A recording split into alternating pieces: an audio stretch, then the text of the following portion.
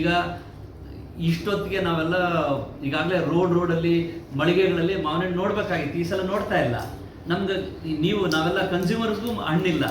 So ಆ ಕನ್ಸ್ಯೂಮರ್ಸ್ಗೂ ಒಳ್ಳೆ ಹಣ್ಣು ಒಳ್ಳೆ ಬೆಲೆಗೆ ಸಿಗಬೇಕು ಅನ್ನೋ ದೃಷ್ಟಿಯಿಂದ ಈಗ ಮೊದಲನೇ ಹಂತವಾಗಿ ರಾಮನಗರ ರೈತರನ್ನ ಇನ್ವೈಟ್ ಮಾಡಿ ಸುಮಾರು 50-60 ರೈತರನ್ನ ಒಂದು 70 ಸ್ಟಾಲ್ಗಳಷ್ಟು ಅನುಕೂಲ ಮಾಡಿಕೊಟ್ಟು ಉಚಿತವಾಗಿ free entry, no cost for them, ಫ್ರೀಯಾಗಿ ಫಸ್ಟ್ ಕಮ್ ಫಸ್ಟ್ ಬೇಸಿಸ್ ಮೇಲೆ ನಿಮ್ಮ ಹತ್ರ ಉಳಿದು ಬೆಳೆದಿರೋ ಒಳ್ಳೆ ಬೆಳೆನ ಒಳ್ಳೆ ಬೆಲೆಗೆ ಡೈರೆಕ್ಟಾಗಿ ಗ್ರಾಹಕರು ಕೊಡಿ. ಯಾರ ಇರಲಿ ಕನ್ಸ್ಯೂಮರ್ಸ್ ಬರ್ತಾರೆ ಅದನ್ನು. ಯಾಕೆಂದರೆ ಅವರು ಕಬ್ಬನ್ ಪಾರ್ಕ್ ಅಂತ ಚೂಸ್ ಮಾಡಿದ್ರು. ಯಾಕೆಂದರೆ ರಾಮನಗರದ್ದು ಇನ್ನೊಂದು 20-25 ದಿನ ಲೇಟ್ ಮಾಡಿದರೆ ಅವ್ರದ್ದು ಕೃಷಿ ಹೋಗ್ಬಿಡ್ತಾ ಇತ್ತು. ಯಾಕಂದರೆ ಲಾಲ್ಬಾಗಲ್ಲಿ ಮಾಡೋ ಹೊತ್ತಿಗೆ ಕೋಲಾರದ್ದು ಬರೋಕ್ಕೆ ಇನ್ನೂ ಲೇಟ್ ಆಗ್ತದೆ, 1-1.5 ತಿಂಗಳಾಗುತ್ತೆ. ಅಲ್ಲಿ ತನಕ ಇವ್ರ ಹತ್ರ ಹಣ್ಣಿರಲ್ಲ.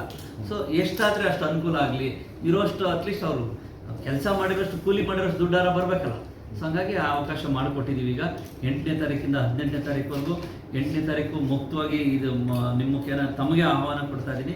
9-9:30ಗೆ ಇನಾಗ್ರೇಷನ್ ಇರ್ತದೆ. ನಾನೇ ಇರ್ತೀನಿ, ನಮ್ಮ ಡೈರೆಕ್ಟರ್ ಇರ್ತಾರೆ, ನಮ್ಮ MD ಮ್ಯಾಂಗೋ ಬೋರ್ಡ್ ಇರ್ತಾರೆ, ವೇದಮೂರ್ತಿ ಅವರು, ನಮ್ಮ ಆರ್ ಗಿರೀಶ್ ಸಾಹೇಬ್ ನಮ್ಮ ಸೆಕ್ರೆಟರಿ ಅವರು ಇರ್ತಾರೆ, ಇಬ್ರಾಹಿಂ ಅವರು ಡೈರೆಕ್ಟರ್ ಇರ್ತಾರೆ, ಮತ್ತು ಎಲ್ಲ ಅಧಿಕಾರಿಗಳು ಇರ್ತೀವಿ. ನಾವೇ ಇನಾಗ್ರೇಷನ್ ಮಾಡಿ ಅಷ್ಟು ಜನ ರೈತರಿಗೆ, ರಾಮನಗರದ ಭಾಗದ ರೈತರಿಗೆ ಅಥವಾ ಉತ್ತರ ಕನ್ನಡದಿಂದ ಬರುವಂಥ ಈಗ ಯಾರ್ದು ಕೃಷಿ ಇದೆ ಅಂದರೆ ಪ್ರೊಡ್ಯೂಸ್ ಇದೆ ಅವ್ರಿಗೆ ಅನುಕೂಲ ಮಾಡಿಕೊಟ್ಟು ನೇರವಾಗಿ ಗ್ರಾಹಕರಿಗೆ ಅದನ್ನು ಕಡಿಮೆ ಬೆಲೆಯಲ್ಲಿ, ಮಧ್ಯವರ್ತಿಗಳು ಹಾವಳಿ ಇಲ್ಲದೇನೆ. ಯಾಕಂದರೆ ಅವ್ರು ತಗೊಳ್ಳೋದು. ಆಮೇಲೆ ಇನ್ನೊಂದು ಭಾಳ ಇಂಪಾರ್ಟೆಂಟ್, ಇದು ನ್ಯಾಚುರಲಿ ರೈಪನ್ ಫ್ರೂಟ್ಸು, ಅಂದರೆ ಮರದಲ್ಲೇ ಹಣ್ಣಾಗಿ ಯಾವುದೇ ಕಾರ್ಬೈಡ್ ಮುಕ್ತ ಇಲ್ಲದೆ ಹಣ್ಣಾಗಿರುವಂಥ ಹಣ್ಣುಗಳನ್ನ ಜನಗಳಿಗೆ ಕೊಡುವಂಥ ವ್ಯವಸ್ಥೆ ಮಾಡಿದ್ದೀವಿ. ಇದಾದ ಮೇಲೆ ಇದೇ ತಿಂಗಳ ಕೊನೆಯಲ್ಲಿ ಭಾಳ ದೊಡ್ಡ ಮಟ್ಟದಲ್ಲಿ CM ಅವ್ರ ಹತ್ರನೂ ಮಾತಾಡಿ, ಸನ್ಮಾನ್ಯ ಮಂತ್ರಿಗಳ ಹತ್ರನೂ ಮಾತಾಡಿ, ನಾವೆಲ್ಲ ಸೇರಿ ದೊಡ್ಡ ಮಟ್ಟದಲ್ಲಿ ಕೋಲಾರ, ಚಿಕ್ಕಬಳ್ಳಾಪುರ ಈ ಭಾಗದ ರೈತರಿಗೆ, ಯಾಕಂದರೆ ಅವ್ರದ್ದು ಬರೋದು ಇನ್ನೂ 1-1.5 ತಿಂಗಳು ಲೇಟು ಆ್ಯಕ್ಚುಲಿ, ಮತ್ತು 60% ಹಣ್ಣು ಅಲ್ಲಿಂದನೇ ಬರೋದು.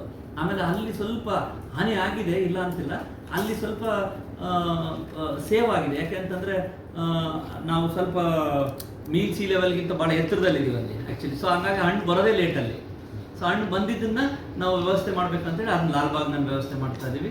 ಸೊ ಹಾಗಾಗಿ ಎರಡೂ ಕಡೆ ರೈತರಿಗೆ ಅನುಕೂಲ ಆಗುವಂಥ ಎಲ್ಲ ಕಾರ್ಯಕ್ರಮಗಳನ್ನು ಹಾಕೊಂಡಿದ್ದೀವಿ.